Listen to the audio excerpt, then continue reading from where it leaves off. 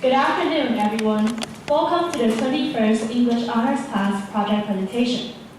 This year, we are proud to present our event under the title, A Serial. My name is Sophie, and I'm honored to be your English host for today's event. We are so excited to celebrate the hard work and creativity our classmates have poured into the presentations over the past several weeks. Moreover, we have designed some transition skits in between our presentations, and each skit is related to the topic of our next presentation. Before we get started, we would like to ask everyone to please silence your cell phones. We want to ensure our presenters have our full attention in a quiet environment to share their work. Thank you.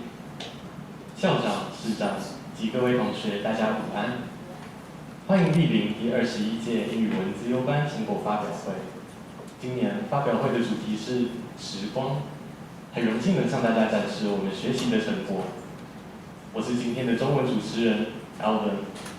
今天我们很荣幸能和大家分享过去数周投入心力、发挥创意而产出的小论文报告。此外，为了使报告衔接得更顺畅，我们精心准备了与主题相关的串场小剧场，请各位期待。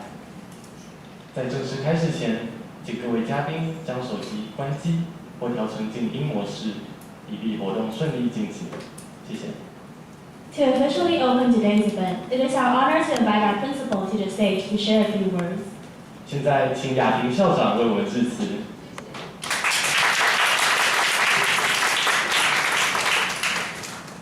好，我们亲爱的于端老师，好，辛苦您，好，还有我们的今天的主角们，哈，我们中班的同学，还有我们在场其他的老师们，不管是来观摩，不管是来给予这个支持肯定，还有我们最重要的我们的家长们，还有我们的学弟妹们，好，今天呢很荣幸，今天有这样的机会能够参与各位的成果发表。那我刚看了一下今天的主题 Ethereal 哈，这是非常美的一个名字啊。我想这是校长的猜测啊，就是在这样的一个2年的时光里面，总是能够拾得一些极光片语，作为一个学习历程的总结。那刚刚校长在上来之前，其实我去参加另一个班级的成果发表。今天我们学校很棒，有2场成果发表，如火如荼的在展开哈。这代表着我们学校的学生有更多的舞台，要上舞台展现你们自信的一面，展现你们学习的成果，给家长、给师长作为一个学习阶段的证明。那校长今天很开心，因为我已经参加第3年的英资班的成果发表。刚刚的2位主持人声音真的太好听了，我真的觉得是专业播音员的等级，我听得如痴如醉。我相信今天的表演也好，就串场小表演，我非常期待，以及成果的这个研究的内容也好，一定都能让各位非常的惊艳，留下深刻的印象。我要在这里呢，感谢老师辛勤的带领。你们知道老师最可怜了哈，辛勤的带领真的是肩负重责大任，以及我们所有协助的老师。给予各式各样的指导，不管是口语表达，不管是在这个学科专业上的指导，当然有家长各位您的赞美的眼光、赞赏的眼光，是所有的同学最重要的动力来源哈。我今天非常的开心，因为又一个英资班过了2年的这个历练之后，总算羽翼长成哈。将要振翅高飞，那我要在这里献上我最诚挚的祝福，以及最美好的许愿。希望你们每一个人的飞翔的姿态各异，但是各有千秋。我最后再一次预祝各位今天的成果发表顺利圆满成功，感谢大家，谢谢。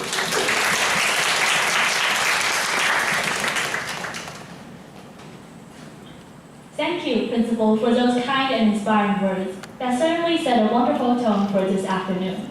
Now, without further delay, let's begin. 感谢校长为今天的活动拉开了序幕。现在事不迟疑，让我们开始吧。希望您看得愉快。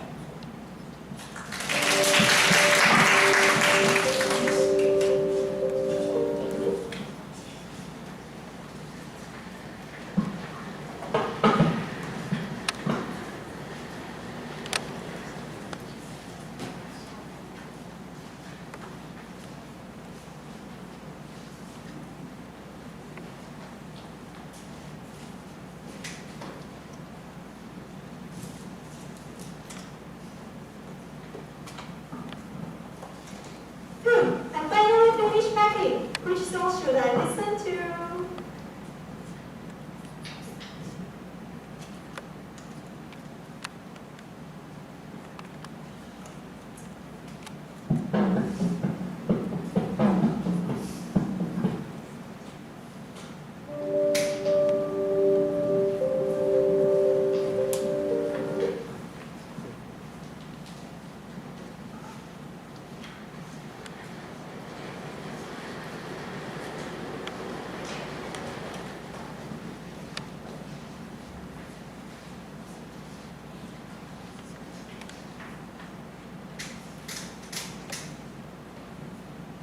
Hey, what are you listening to? List. Let me hear it.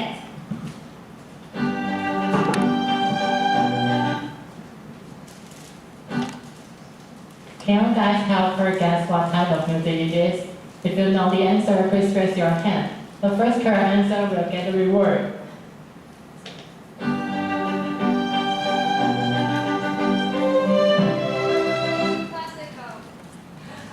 Woohoo! Yeah, the correct answer is classical music. And now let's listen to the second music.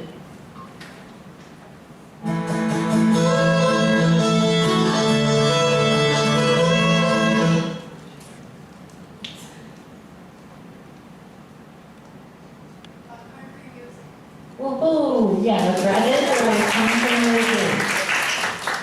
And now let's listen to the last music.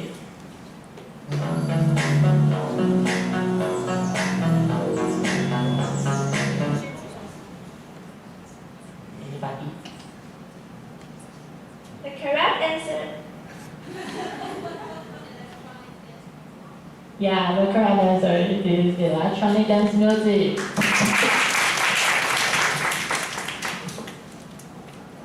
Oh, Andy, the last song sounds just like the kind of music you will listen to. What do you mean the kind of music I will listen to? I don't really know, but I just feel like this music matches your personality. Okay.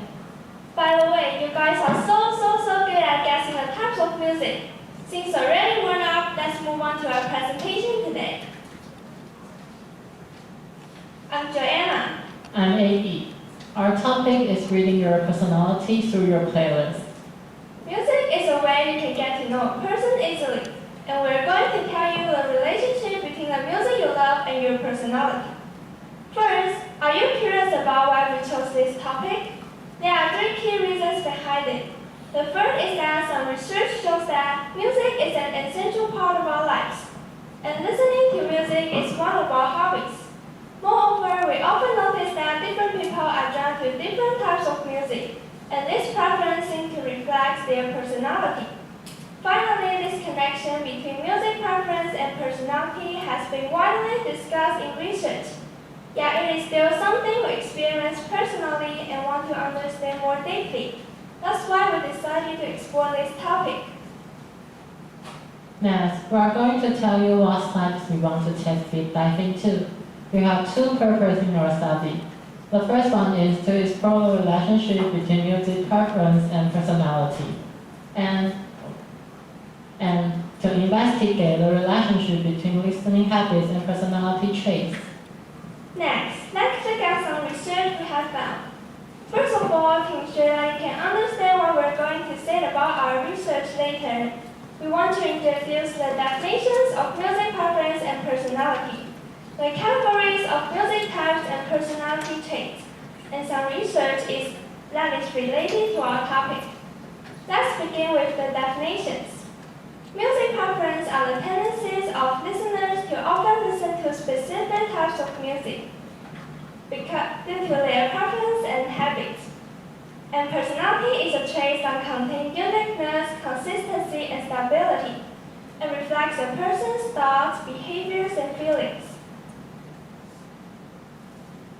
Then we are going to introduce the types of music genres and personality traits. Due to the Big 5 personality trait theory, there are 5 kinds of personality. The first one is openness to experience, which means that people who are ambitious, have great curiosity, and are willing to try new things will have high score on this trait. Next comes conscientiousness. People who have high conscientiousness are commonly responsible and have great self-discipline and perseverance. And extraversion can show people's attitude and behavior when they are socializing or making friends. If you have high extraversion, you may be more proactive and energetic when you're facing large social occasions. In contrast, you may be passive and lack confidence when you have low extraversion. Agreeableness is a trait that reflects the degree to which people are willing to help others or show compassion. And the last one is neuroticism. It shows the ability of people to manage emotions and adapt to unstable emotional states. And there are 9 types of music genres that we use in our study: pop music, hip-hop, rap, R&B, electronic dance music, jazz music, classical music, rock and religion, and country music and religious music. Now, let's look at the research we found that is related to our purpose in our study. According to the research we found, it suggests there are 3 reasons why people listen to music. The first one is that some people can experience specific emotions or feelings when they listen to music. And the second one is that some people are intrigued by analyzing music itself. And the last one is that some people like to play music as background music when they're doing other activities or simply consider music as a way to relieve stress. Now, let's turn to research methods. Due to our purpose of the study, we have 2 kinds of questions in our questionnaire, which are music preference and listening habits, and personality traits. Our questionnaire was distributed to the students at Xisong High School. This is because their lives are similar to ours and we're in the same age group. We distributed 110 questionnaires in total and uses 97 valid questionnaires in our study. Now, let's take a closer look at what our analysis reveals. First of all, let me explain how we analyze our information after receiving the results from our questionnaire. Let's look at the music section. We group music preference into a scale of 1 to 5, where 1 represents the lowest level and 5 represents the highest level. A respondent's scores of 1 or 2 indicates low preference for that type of music. Therefore, we combine these responses and label them low preference. Following the same rule, when the score is 4 or 5, we label them high preference. This time, we analyze all our data using only the high preference category. Let's move on to another important part of our study, personality. In our questionnaire, the personality scores is ranged from 4 to 20. This is because each personality trait includes 4 questions, and each question is scored from 1 to 5, giving a minimum total of 4 and a maximum total of 20. However, the due to English range is still wide and difficult to analyze, we thought so too. So how do we solve this problem? We use a similar method as in the music section. We divided the scores into 3 ranges: 4 to 9, 10 to 16, and 17 to 20. Scores from 4 to 9 are labeled low value, and scores from 17 to 20 are labeled high value. To make the charts easier to analyze, we focus only on the high value data.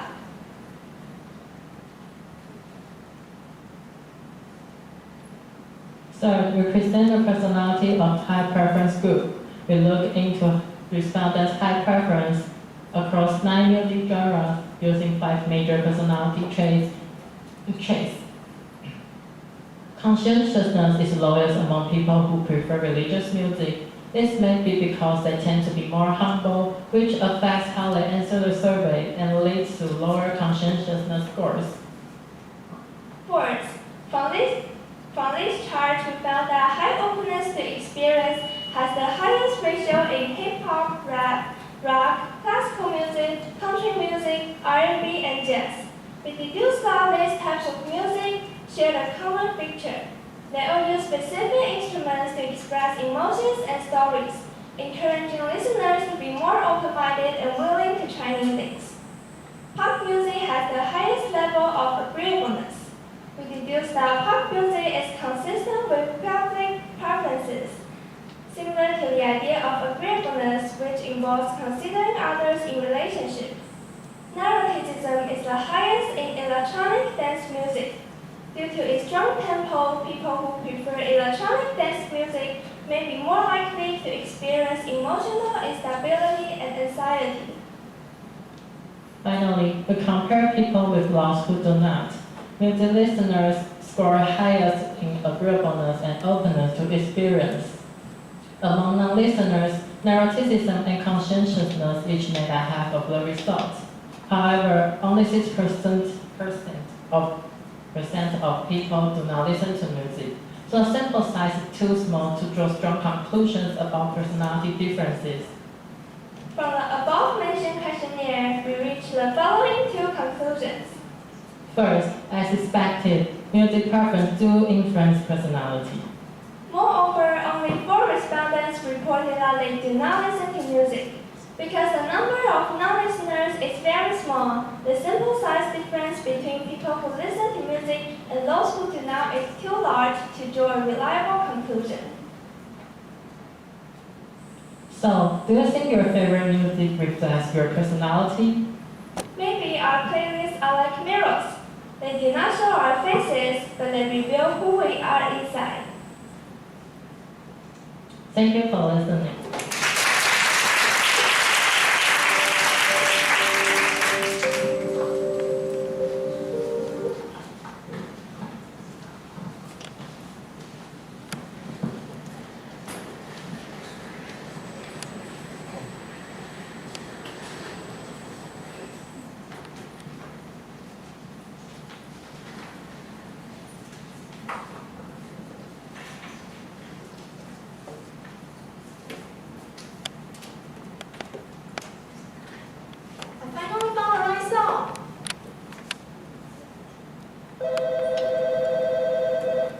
Cynthia, how much longer will you take? The plane won't wait for you. Almost there. I'm putting on my makeup. Just a second.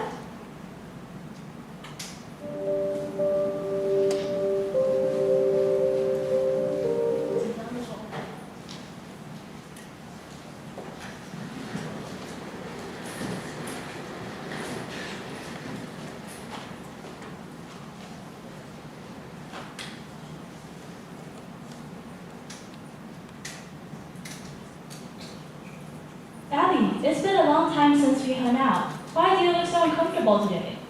I don't have any makeup on. I must look so ugly. Don't be anxious. You look just as pretty with or without your makeup. Look at your father. He doesn't seem to worry whether or not he has makeup on. But we are girls. We're supposed to look pretty and prepared. Why? That is the question that I want to ask you guys. Why must a woman wear makeup when she's hanging out with her friends? Why are women naturally perceived as if they are supposed to be good-looking?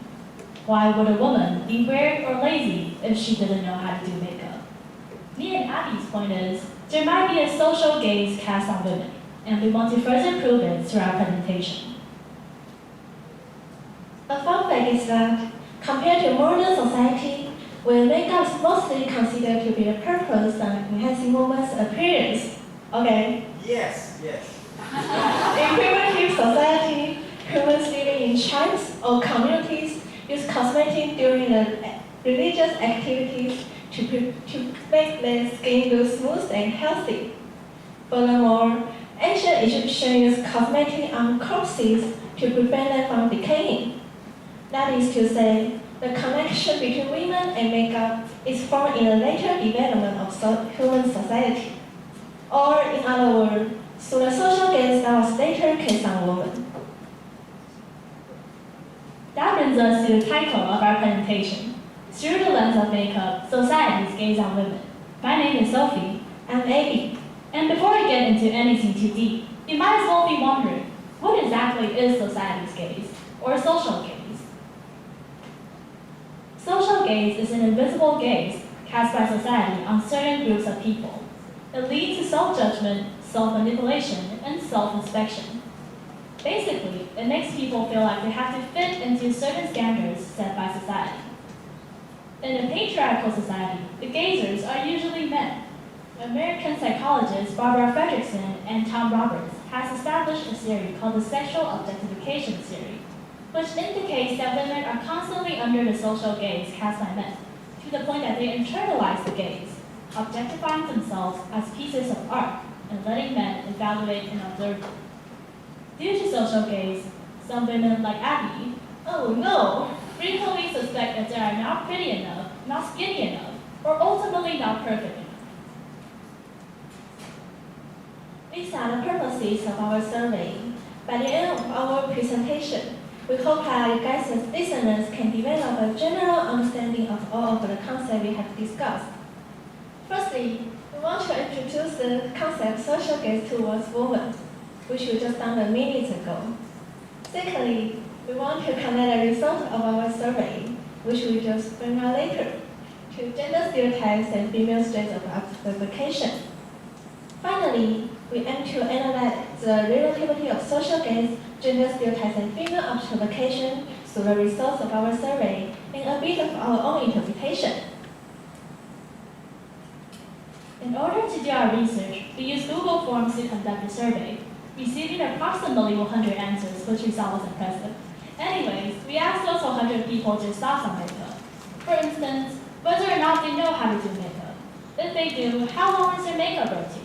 How often do they wear it? Do they feel anxious about their appearance? If they do, what is the level of their anxiety? Through these questions, we explore whether or not women's reliance on makeup and women's perception of makeup is related to gender stereotypes and female objectification. The participants of our survey are mostly female, accounting for 74% of the total. In addition, 70.2% of the participants are the age between 16 to 18 years old, which means that they are mostly high school students. That is to say, the requests of our survey are heavily based on female high school students' perspective.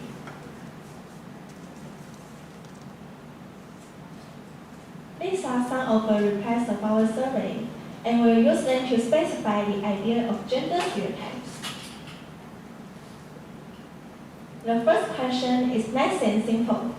What is the major gender of people around you who wear makeup? This pie chart depicts that the answer is 100% female, with no one giving a different answer. Okay? Okay, right.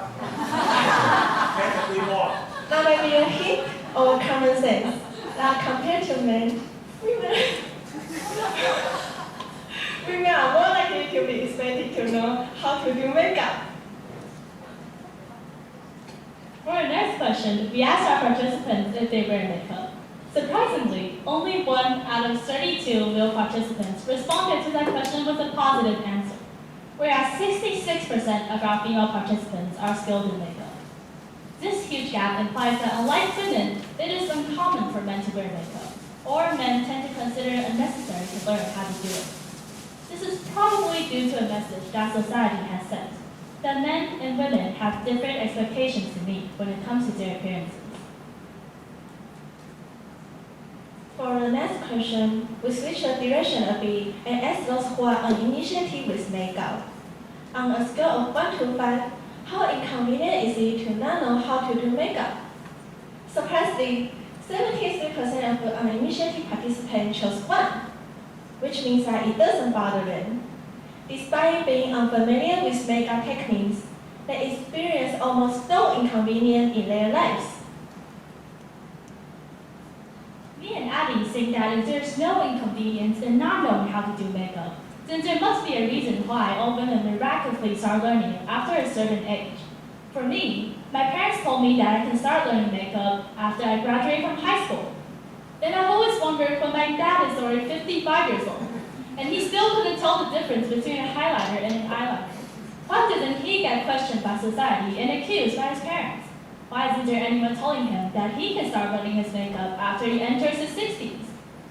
What's our conclusion, Abby? We result in the concept gender stereotypes, which we mentioned before, and we think that it is caused by social gaze and have changed the way we view the other gender. Okay? Okay. That is the last time. specifically are the expectations and general perceptions that we have for the other genders, behaviors, and personality traits. For example, it is a stereotype that women all like pink.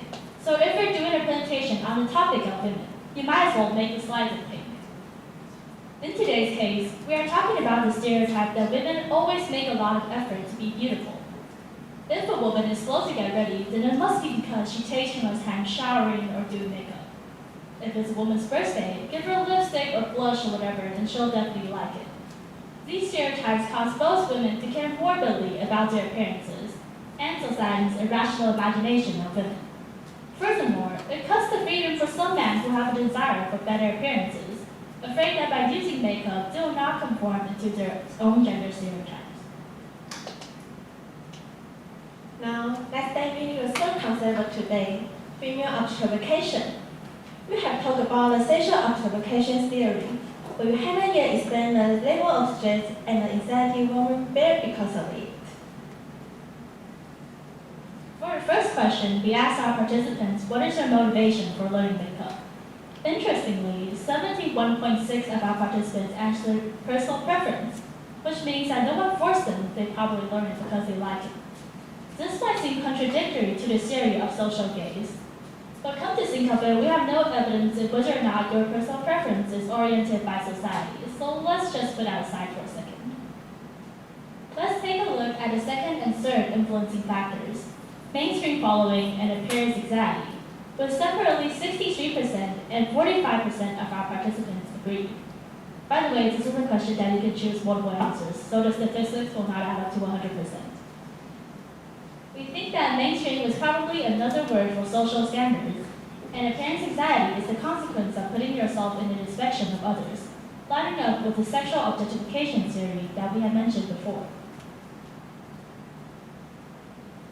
What do you think is the main benefit of makeup? In this bar chart, it illustrates that 90% of female participants reckon the improvement of complexion is the biggest benefit.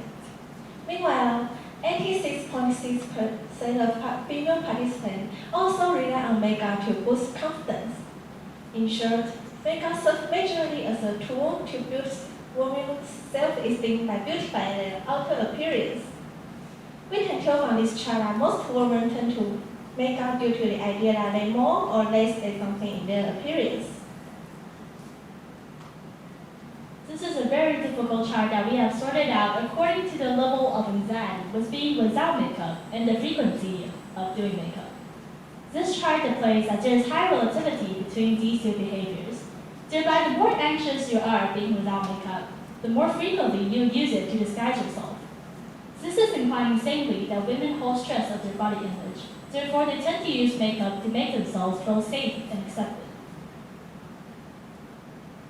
The last question of today is, on a scale of 1 to 5, what level of pressure do you feel when people expect you to know how to apply makeup? 61.6% of female participants answered that the pressure is relatively high, which is quite literally the most straightforward way to express that women do feel pressure from the society expectation. All of these four charts that we have introduced today have told the same answer, actually. In the sexual objectification theory, we have said that objectification of women results in them constantly feeling like they're not good enough in terms of appearances or for men's purposes of ornament. It is because of objectification, women fear this anxiety, pressure, and negativity for decades, centuries, even until modern society, where this survey has taken place. These negative emotions and this highly disproportionate views of makeup shouldn't have existed if not for society's continuous gaslighting that a woman's biggest value is on her face instead of soul. To wrap it up, we've seen that both gender stereotypes and female objectification are the results of social gaze. Social gaze is self-explanatory and constantly making sure that women are acting in a certain way so that men can maintain their power and status. After years of civilizations, social gaze naturally formed gender stereotypes. When this society's expectation was put on women, it makes them to conform into the stereotypes they did not want, and leading to the negative mental health outcomes and insecurity of their bodies. This is why makeup is so pivotal for females today. The social gaze uses makeup to reassure women that she can be accepted by society. Furthermore, it allows society to remain blind to a woman's personality, a woman's intelligence, and a woman's abilities in her field, making her appearance the biggest part of her identity. In conclusion, we hope that people, including you guys who are listening, can pay more attention to not what a woman looks like, but the whole of her existence. We want to share a quote from Coco Chanel, the founder of the brand Chanel. A girl should be two things, who and what she wants. Thank you for listening.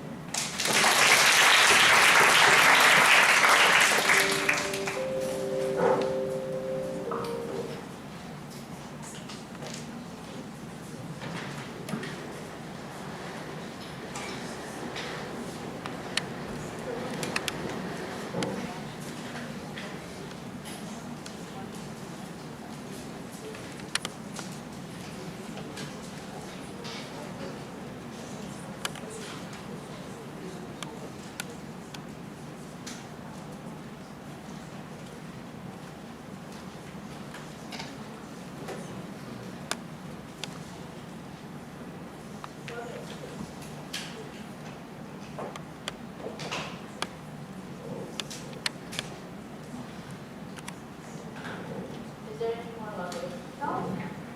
Passport. Passport. Your passport. What are you doing? I'm using Duolingo. I'm using Duolingo to learn Korean for the trip.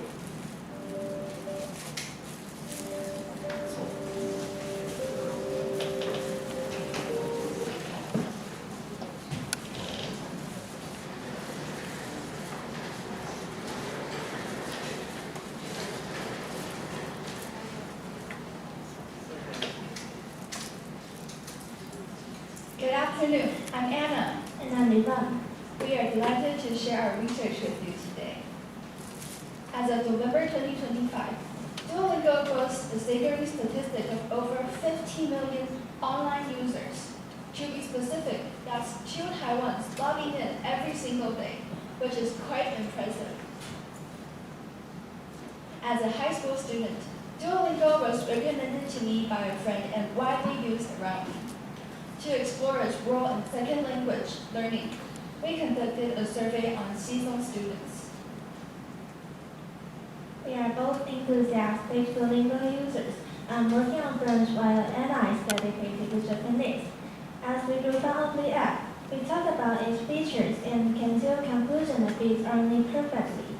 First and foremost, it only takes up small pockets of time, allowing us to use it on our way to school, etc. Besides, the brand is highly distinctive and it is designed in a playful manner. It is attractive in many ways. The application introduced both us and users worldwide.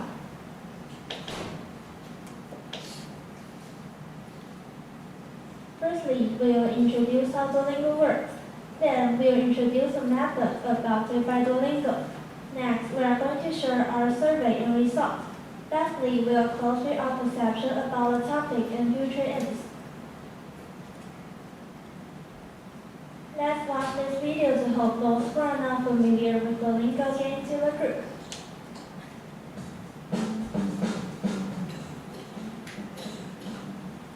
Here are some examples of the questions in Duolingo, divided into multiple choice, listening, and speaking sections.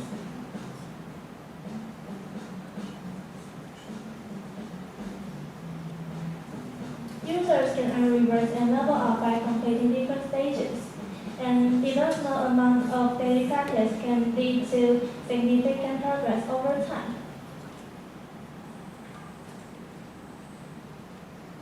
The theories Duolingo adopted are self-regulated learning, the silent way method, implicit learning, and communicative language teaching. Among these, self-regulated learning is a core function of Duolingo, in which learners are self-driven. Next is the silent way. Teachers remain silent while students figure out the sequence of a skill. This approach is designed to activate students' multiple intelligences. Meanwhile, implicit learning may sound abstract, but it can be seen very often. For example, if I were to ask you how to ride a bike, you may not know how to describe it. Techniques such as playing an instrument and playing sports are common examples of implicit learning. The how of doing something is usually indescribable. We follow that to introduce. Where to go, folks? I don't know if you have had this sort of experience. When you learn a foreign language, you feel like you have conquered it. You know all your pronouns, verbs, grammar, and sentence patterns. It seems you've got everything you need. But, yes, a big icy but. When you go to a country when the language is spoken and you meet native speakers, you realize you cannot say a word. This can be terrifying. You feel helpless and you may think that what you have learned is useless. Communicative language teaching aims to end this nightmare by eliminating the gap between textbooks and reality. Duolingo strongly applies this theory by integrating practical things into lessons. Our survey was based on an essay written by Dong Xingyu in 2019. We used Google Forms to collect responses from grade 10 and 11 students. The data was analyzed to understand how students use Duolingo and determine whether it is effective for second language learning. Here are the questions on our survey.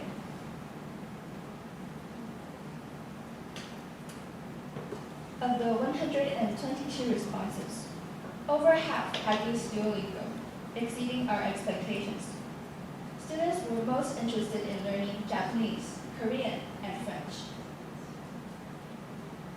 It is worth mentioning that students who use supplementary teaching materials are 4 times as numerous as those who only use Duolingo. For most of our respondents, Duolingo is likely not a primary source of learning. Instead, they utilize other resources, such as attending cram schools, studying from books and magazines, or using additional language learning apps.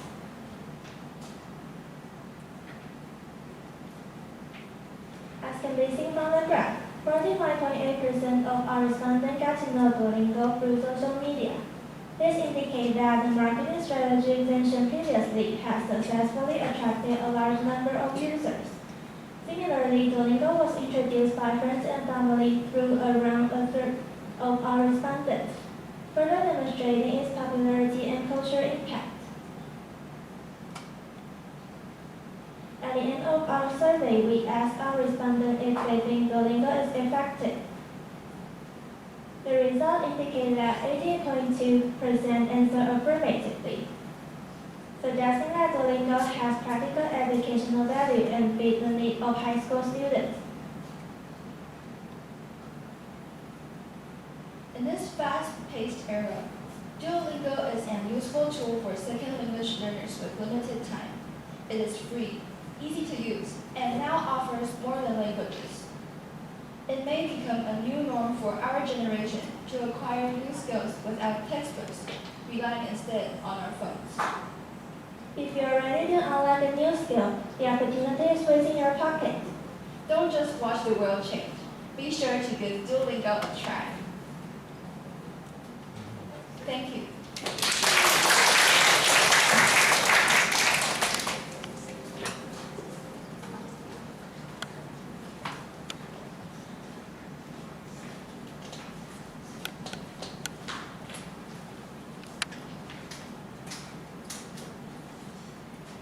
That concludes the first half of our event.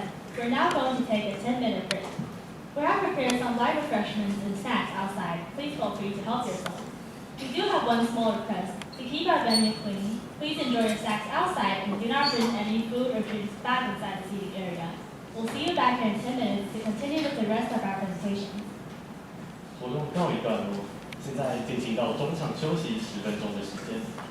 我们在外面摆放了饮料和小点心，请尽情享用。为了保持环境的整洁，请在松乐厅外享用点心，不要带进室内。谢谢您的配合。Enjoy the break. 我们10分钟后见。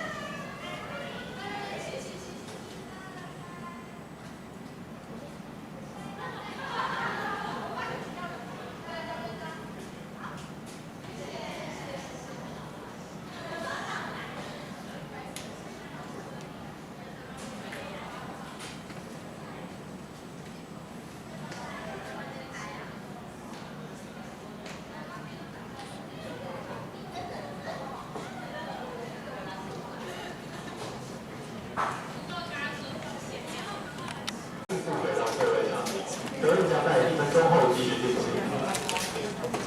桌上有签到表，请各位同学传下去签名，谢谢。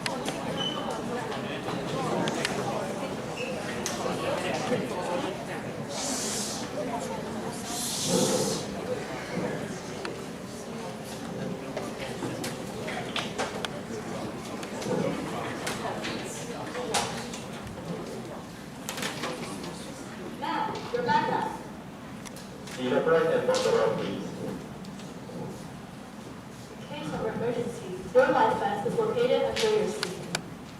Place it over your head. Please do not remove it unless instructed by a crew member. Fasten the straps tightly around your waist. Conform with you to inflate it only when safety aircraft. Remember to ensure all your personal belongings are left behind during evacuation. Thank you for your cooperation.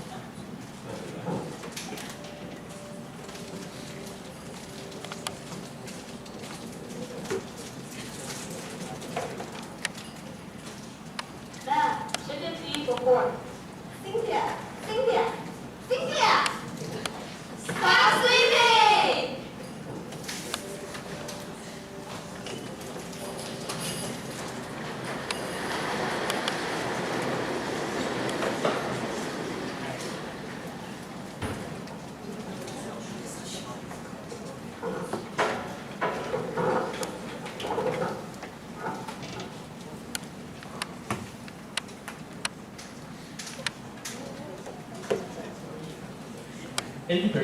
That is the percentage of the peers who believe sleep is the key to their success. Yet almost everyone we interviewed is struggling to get enough of it.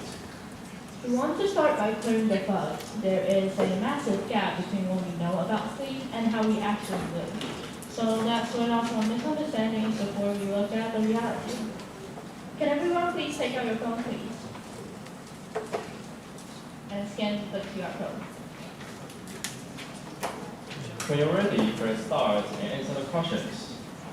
Some of the answers might not be what you expected, so we're going to explain each one afterward.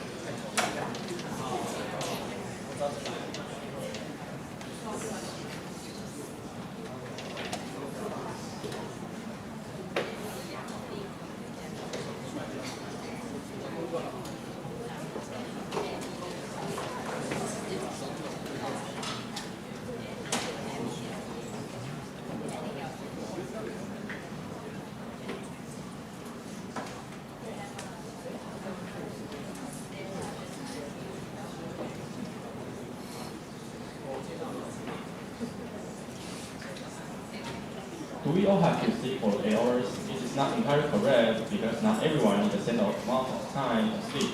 Some may only need 6 to 7 hours to sleep, whereas others may need up to 9 hours to sleep. It depends on whether you wake up feeling recharged and energetic. Many people believe that sleeping in more on holidays can help them make up for sleep loss. However, it is difficult to make up the loss over the weekend, and it may further disrupt your biological clock. It's It doesn't matter whether you score your phone right before you sleep.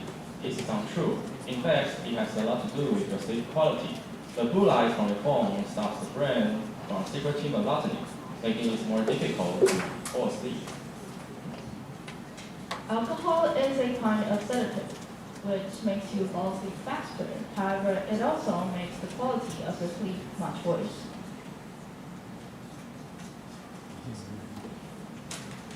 The longer a nap, the better. Not necessarily napping for 20 to 30 minutes.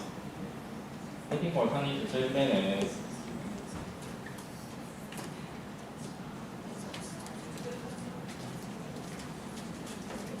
If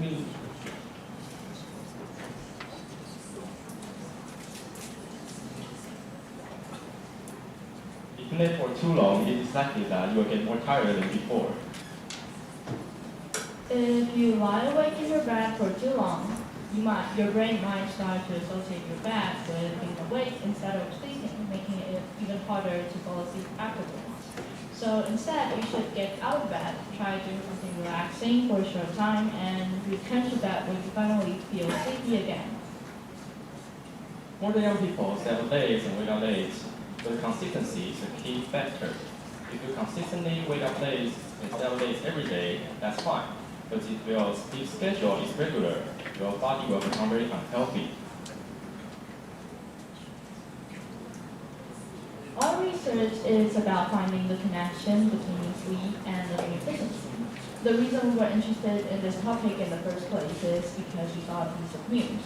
On September 9, 2025, an online proposal spread like wildfire across social media. The proposal was to shift school hours to 10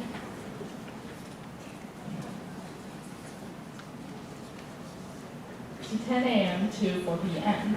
And the goal was to tackle chronic sleep deprivation, which has been linked to high risks of depression, self-harm, and even suicide. And according to recent research, sleep actually does much more than just rest the body. It is also deeply tied to cognitive function, concentration, and memory. In light of the above, we conducted research on this topic. There are three main goals in our research. First, to understand the definition and influencing factor of learning efficiency. Next, to explore the relationship between sleep duration and learning efficiency. And lastly, to analyze high school students' views on sleep duration and learning efficiency. Learning efficiency is defined as the ability to gain a skill or acquire knowledge with the minimum amount of time and energy. It refers to improving one's method of absorbing and memorizing new information. So, how does sleep profoundly affect learning efficiency? When we suffer from sleep deprivation, brain function is impaired, making it more difficult to concentrate, which hinders the learning process. Conversely, adequate sleep ensures the brain are in optimal condition, thereby improving both learning efficiency and effectiveness. We acquired this information through a series of questionnaires. The gender ratio of the respondents was roughly equal, however, nearly all of the participants were sufferers. By comparing the two charts, it is evident that those who sleep longer are better able to concentrate in class. By looking at the two charts, we can see that many individuals who get insufficient sleep experience low learning efficiency. The last chart shows that over 80% of respondents believe that sleep duration is directly related to learning efficiency. We have drawn several conclusions. First, there is a positive correlation between sleep duration and learning efficiency. Second, long-term sleep deprivation can significantly diminish students' concentration. Third, the majority of students surveyed agree that sleep duration and learning efficiency are correlated. This suggests that students personally perceive the importance of sleep in relation to their academic performance. It is recommended that students recognize the importance of sleep and establish regular, healthy sleep patterns to maintain optimal cognitive function At the same time, parents and schools can help students to cultivate better lifestyle habits and mitigate sleep deprivation caused by academic pressure and irregular schedules through appropriate guidance and education. Future research to further incorporate variables such as sleep quality, learning environment, and the impacts of electronic device usage to enhance comprehensiveness and represent the value of the study. So, as you've seen, prioritizing sleep isn't just getting a bit of rest. It's actually a fundamental investment in our long-term growth and well-being. Exactly. If we can foster a culture that values recovery just as much as effort, we won't just be getting through our classes. We'll truly be unlocking the full potential of the next generation of learners. Thank you.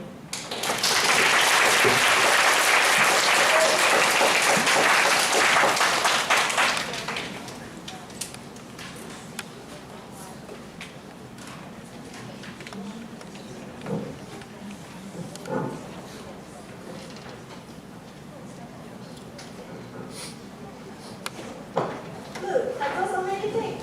Me too. Oh, there's a project. Wait for me there. I'll be right back. Okay.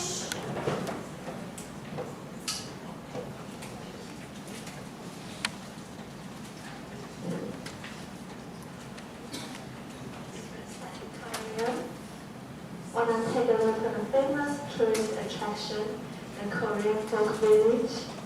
You can experience traditional culture there. It's beautiful. Intuition tells me. She seems friendly. Is it because the way she looks? Okay, please take me there.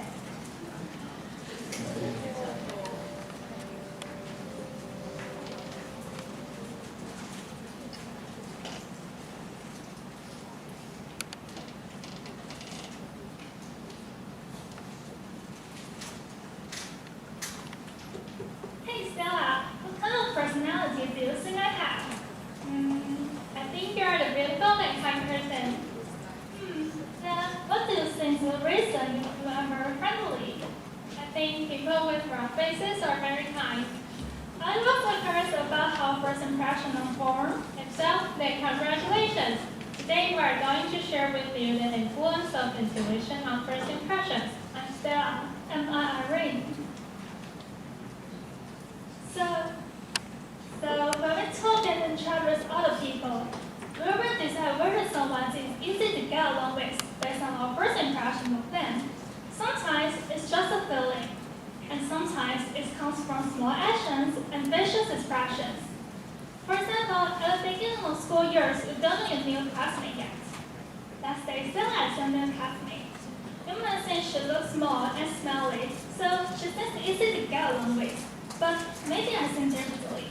I think she looks cold and also dresses nicely, so she seems a little distant.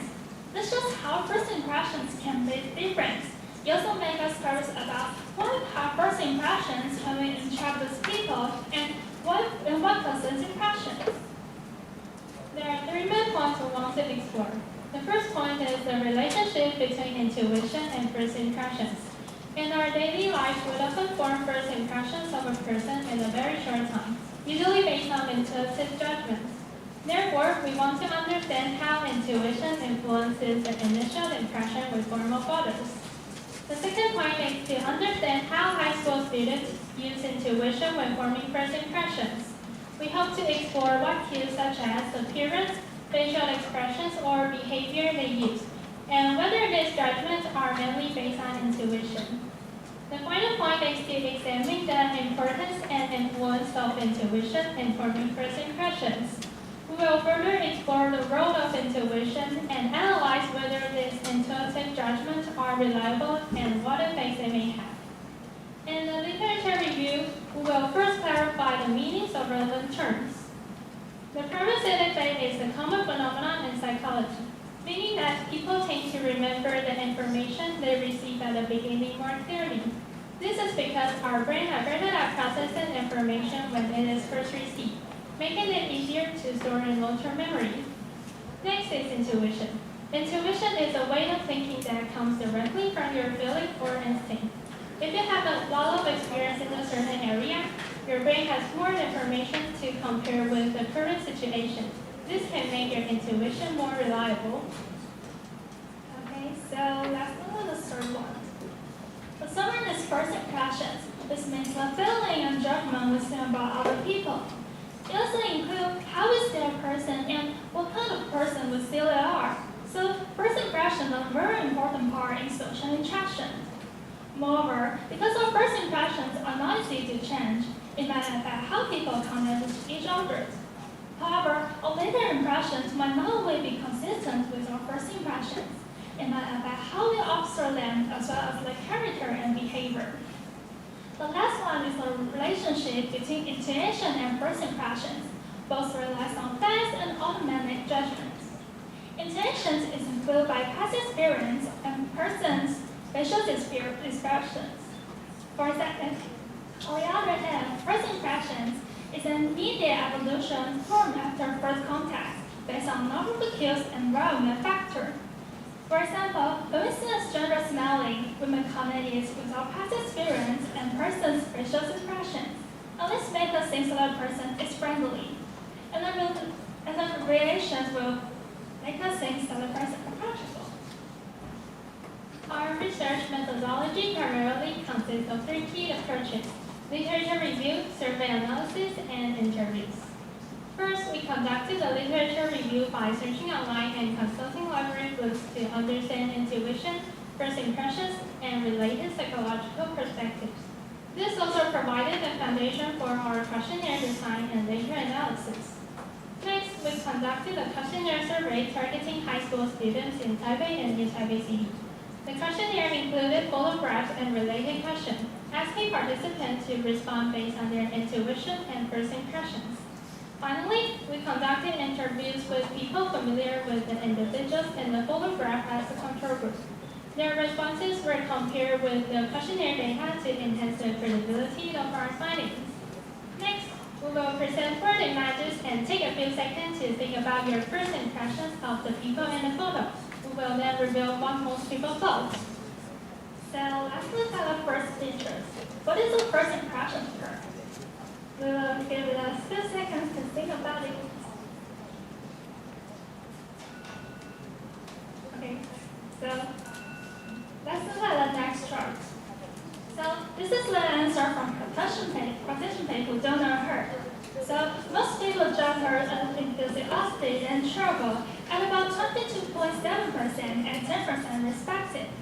Also, about 78% of people believe that their first impressions came from meeting people with a similar style before.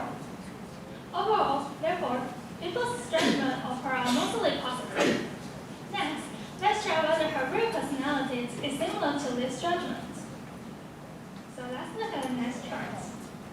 The left side shows the questionnaire answer, and the right side shows her real personality. So people who know her think she is easygoing, humorous, and attentive. We can see that most of her judgment are close to her real personality. Let's move on to the second picture. What is your first impression of her?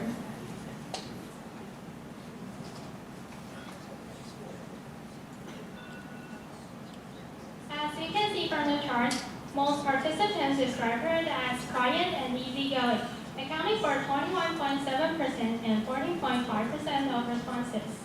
Meanwhile, 73% of respondents say their judgments were based on past experiences with people of a similar style. From the results above, many people gave her the positive evaluation, didn't they? The next chart shows a comparison between the participants' first impressions and her real personality. Let's see if her real personality matches this result.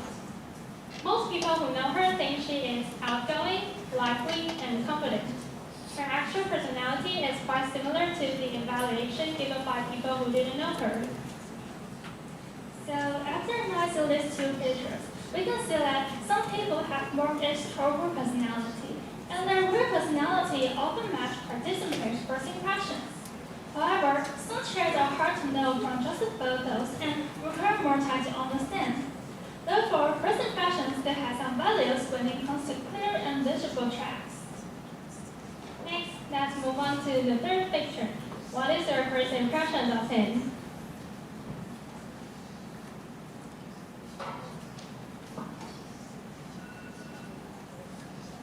According to the survey results, 20.9% of respondents described him as cool, 90.4% as easy to get along with, and 13.4% as quiet. Meanwhile, 7.5% described him as extroverted and honest and kind. Overall, he appears calm and approachable. Regarding how first impressions are formed, around 60% of respondents indicated that their impressions were influenced by past experiences. Additionally, 62% believe their judgments stem from encountering people with similar styles in the past. However, most people's first impressions did not match how he is perceived after getting to know him.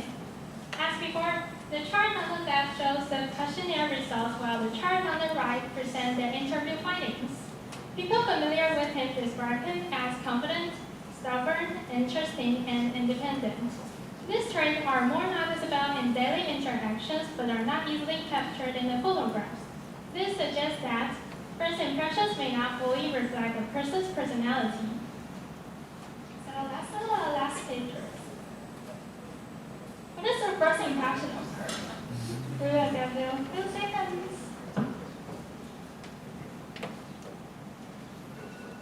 Okay, so let's look at this chart.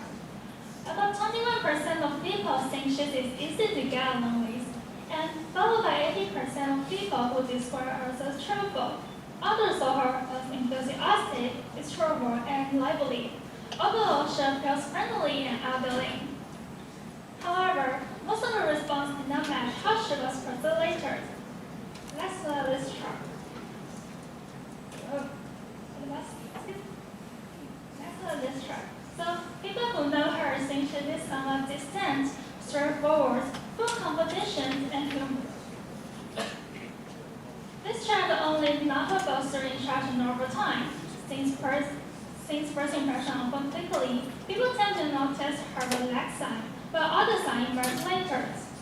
As a result, there's a significant gap between first impressions and one's initial personality.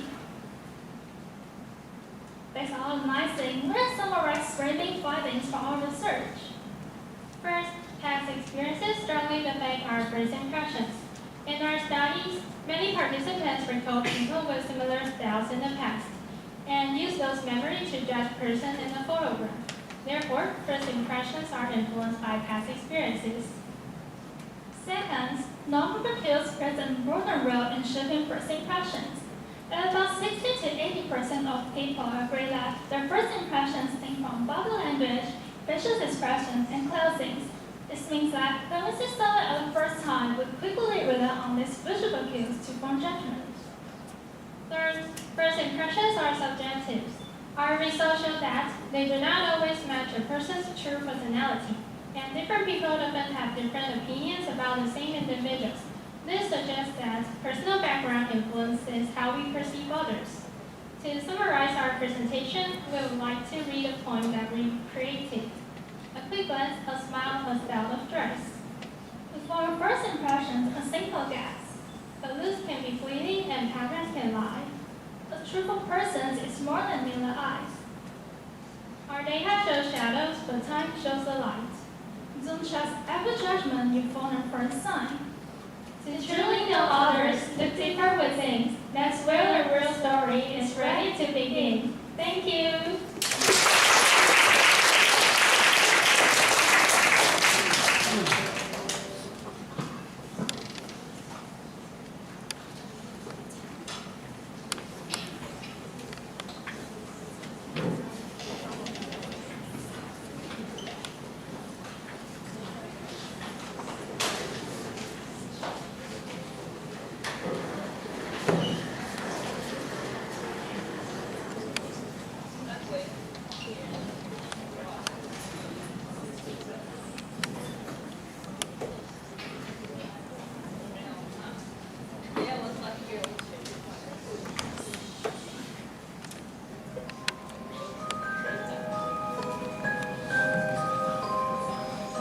The next song will come to your mind, soul, and your seats.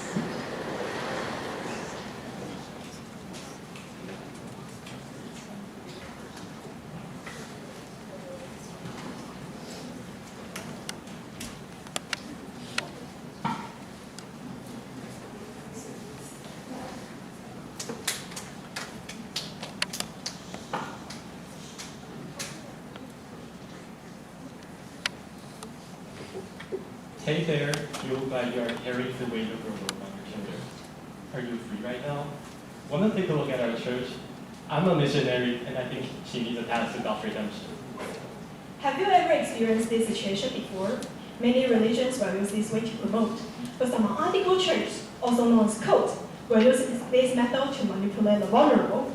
And the scary part, many people really fall for it without even realizing it. It got us thinking, what makes a normal person surrender their bank account, their family, and their freedom? Why would they want to join these cults? I'm Elwin.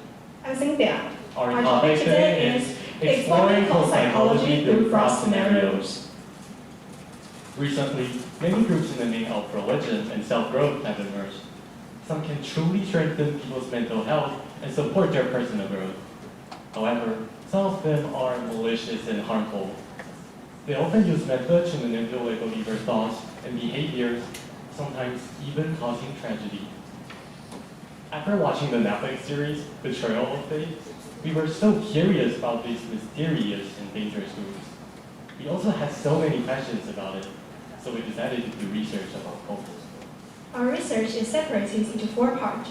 First, we want to understand the methods of the crime from the criminal's point of view. Second, we hope to figure out how victims fall into the trap step by step. Third, we want to understand the psychological effects behind the cult. Fourth, we hope to figure out the similarities between fraud activities and cult activities. After finishing this research, we hope to know this group better. Some research also shows that fraud and cult activities are highly similar and are also common in daily life. To make our research smoother, we decided to use fraud as an auxiliary topic in our study. The word cult often refers to the group that has extreme belief and strong manipulation over its followers. And its features are quite obvious. Here are the 4 features. The funding of a normal church comes from the believer's donation. However, some groups will force their members to give money, often in an intense way. This is called resource exploitation. Cults often,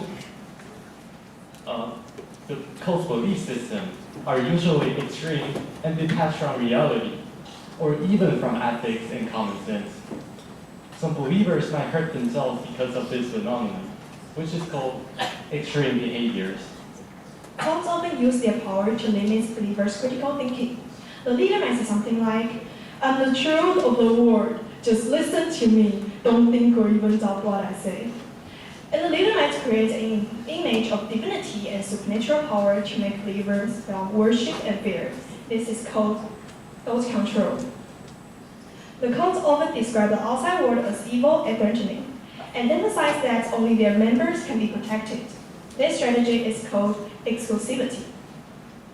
After understanding these concepts, you might be curious about one thing. How do cult leaders manipulate believers' thoughts? Well, let me explain. According to Leon Fessinger, there are 6 progressive stages, and each plays an important role. First of all, the leader creates an image of charming and authoritative figure. Next, they restrict access to outside information and indoctrinate the members with specific beliefs in order to influence their thinking. After that, the leader isolates the members, making them increasingly dependent on the group. Once this stage is established, they gradually increase their demands. At this point, members tend to obey or even request no one no more resist. If everything goes as planned, leaders can now use the trust and obedience they feel to exercise full control. Lastly, with deception and suppression of doubt, they can conceal their crime and maintain the manipulation. Sounds scary, right? Well, I believe some of you are thinking this way. I'm not stupid like that. I'm not gonna fall into the trap that is waving at me. Well, I get it. I was thinking about it as well. But after I changed my point of view, I changed these thoughts. To the victims of cults, there are 4 progressive stages.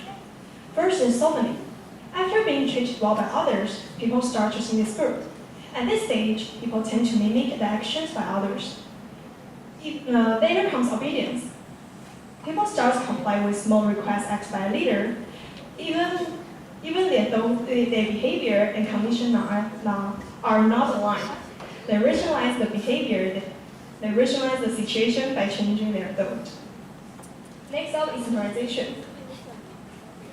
Constant interaction and group sessions strengthen the attachment. To fit in and avoid being excluded, the victims adopt the group phase spontaneously. Lastly, there is consolidation.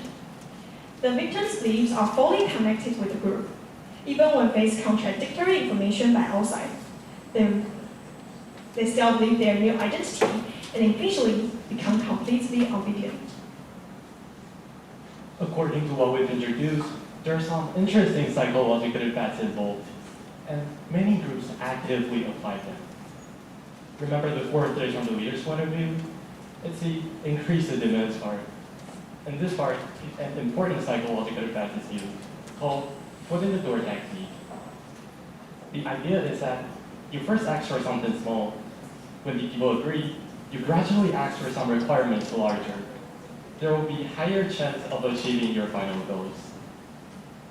Second, in the second stage of victim's perspective, obedience, they begin to rationalize the behavior they find strange. This is related to cognitive dissonance. For example, oh no, the midterm is coming, I need to study right now.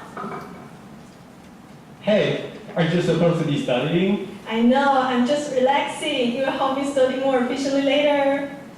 This is cognitive dissonance. When our thoughts and behavior are inconsistent, we feel uncomfortable. Therefore, we adjust our thoughts to make our behavior seem rational. Third, in the first stage from the victim's point of view, people tend to follow what others are doing. And this is related to, bandwagon effect. Now, to make the idea more specific, I need a little participation from the other two. Can everyone else do me a favor? Please raise your hands. Please raise your hands, everyone. Okay, now, if the people sitting next to you are not raising their hands, stare at them and give them some pressure. Yeah. Until they raise their hands as well. Okay, thank you everyone. Hands down, please. So this is bandwagon effect. When people are under group pressure, they tend to follow what others are doing, even though they don't actually want to. I'm sure you already understand these three psychological effects. So now, let's discuss the research we conducted. Our research is aimed to figure out the use of these three effects and whether these effects change people's behavior when making decisions. As I mentioned, fraud and code activities are highly similar, so we decided to use fraud scenarios as a primary example for our study. We initially gathered background information. And after getting a better understanding, we used Google Forms to design a questionnaire and successfully received 134 responses. We also interviewed 5 people who had previously entered a poll-like group and analyzed all their responses afterwards. And the question we asked is not showing. And here's the data we collected from our questionnaire. So first, over 70% of the respondents are middle-aged. So we focus on the middle-aged people's responses. Okay, next, let's talk about the psychological effects known as the foot in the door technique. Looking at the chart, and the pie chart on the left, 60% of the respondents said in the beginning of the fraud, they were asked to fulfill some small request. And the statistic on the right, 80% of the interviewees said they experienced the same thing. In both cases, all of them were later asked for larger favors. Both charts show that this psychological effect is often used by criminals to reach their goals. However, we later asked them a question. Did you accept the larger requirements? To our surprise, more than 60% of the respondents and 75% of the interviewees did not. This suggests that even though this method is often used, it is not easy to make people fall for it. Second, consider cognitive dissonance. Let's take a chart as well. Oh, the chart on the left shows that 80% of respondents had adopted their decisions, but later justified them because others' assessments or remarks. The other chart also shows that 60% of interviewees' decisions were influenced by cognitive dissonance. This demonstrates that cognitive dissonance significantly impacts people's decisions. Third, Bayesian effect. The chart at the left shows that 65% of respondents are affected after seeing others' opinions or thoughts. The charts on the right illustrate the same phenomenon. 60% of interviewees' decisions were 60% of interviewees' decisions were influenced by Bayesian effects. This proves that when people face highly consistent group behavior, they tend to follow the crowd and abandon their original thought. Besides these three psychological effects, we also asked the participants why they joined this group. Through their responses, we found that 60% of people were in the vulnerable state.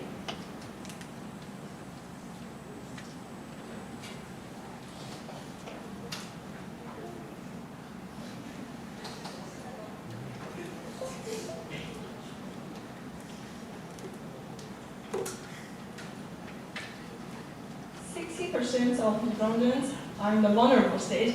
This provides a strong evidence for our earlier claim. Fraud and this proves that when people face highly consistent, they prove that when people face highly consistent, we believe that the group offering emotional supports are highly appealing to them. We also asked whether they consider the cause to be a form of fraud. Surprisingly, all of them say yes. This provides a strong evidence for our earlier claim. Fraud and cult activities are highly similar. And finally, we reach a conclusion. We demonstrate that these psychological tactics are indeed used in both fraud and cult activities, and that they significantly influence people's decisions. Lastly, just a heads up, we often think that only other people will fall for these traits, thinking that we are too self-conscious to fall for it. But in fact, everyone is highly susceptible. Some have been influenced by these tactics without even realizing. The purpose of our research is to raise awareness of these kind of traits. So, to conclude, we want to share a quote to you. Awareness is always the greatest defense. Thank you. Thank you.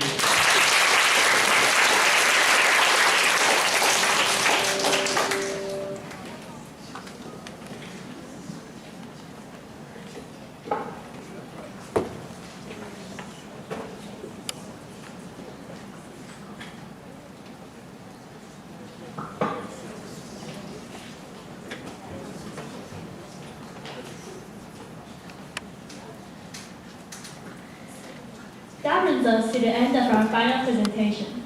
We are so proud of every student who stood on the stage. The courage and hard work they have shown today is truly impressive. 以上是我们最后一组的报告。今天站在台上的每一位讲者都展现出了超凡的勇气和努力，我真心以大家为荣。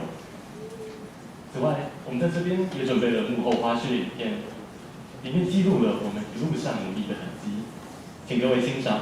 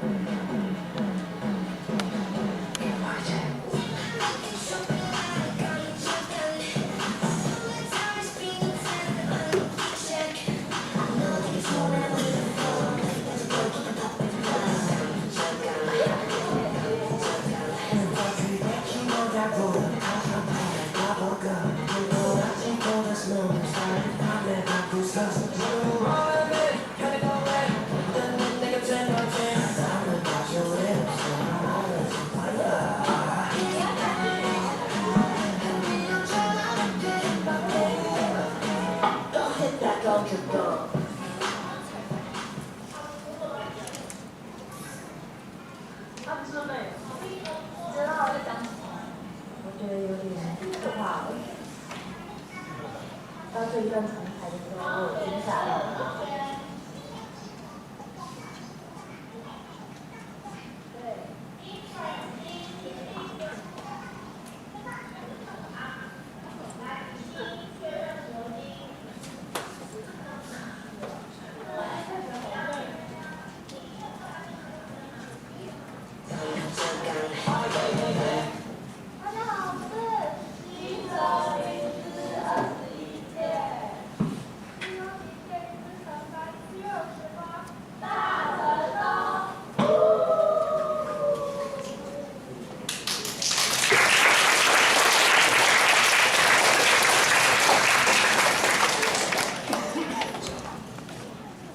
精彩的演出，除了要感谢专业的讲者外，幕后工作人员也是功不可没。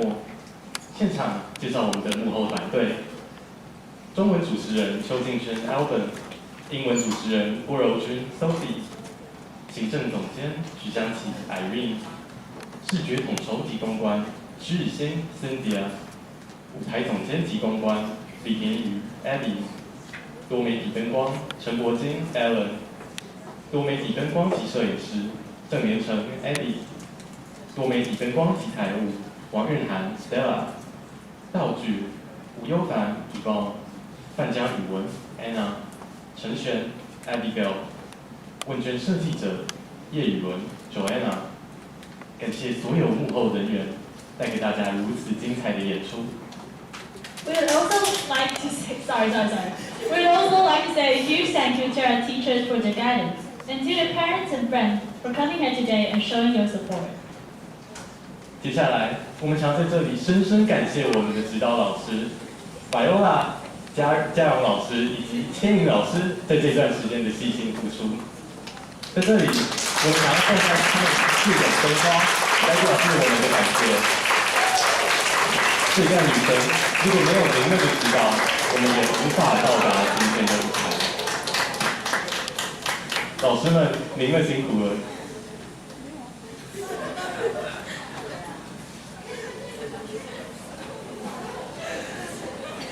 请老师和大家挥挥手。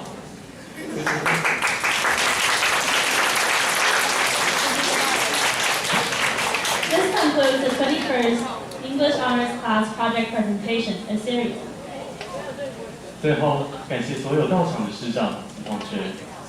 第21届英语文优班成果发表会时光在此告一段落。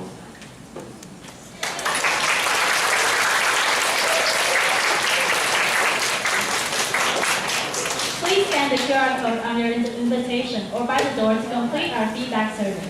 Your feedback is greatly appreciated and will help us improve.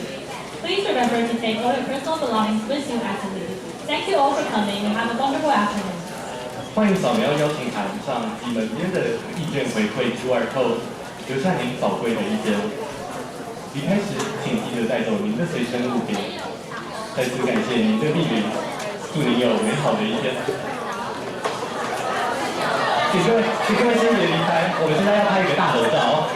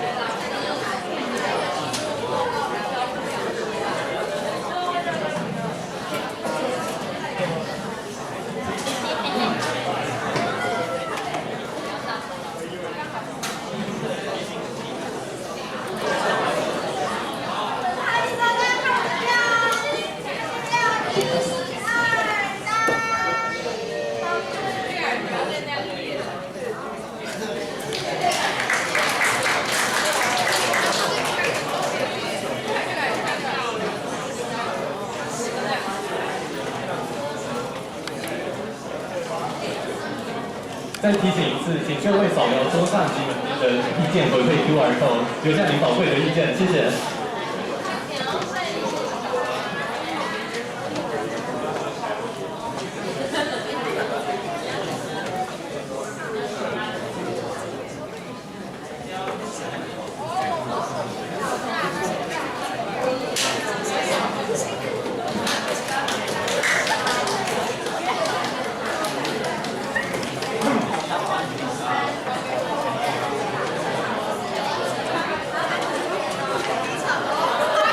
可以离场了，谢谢。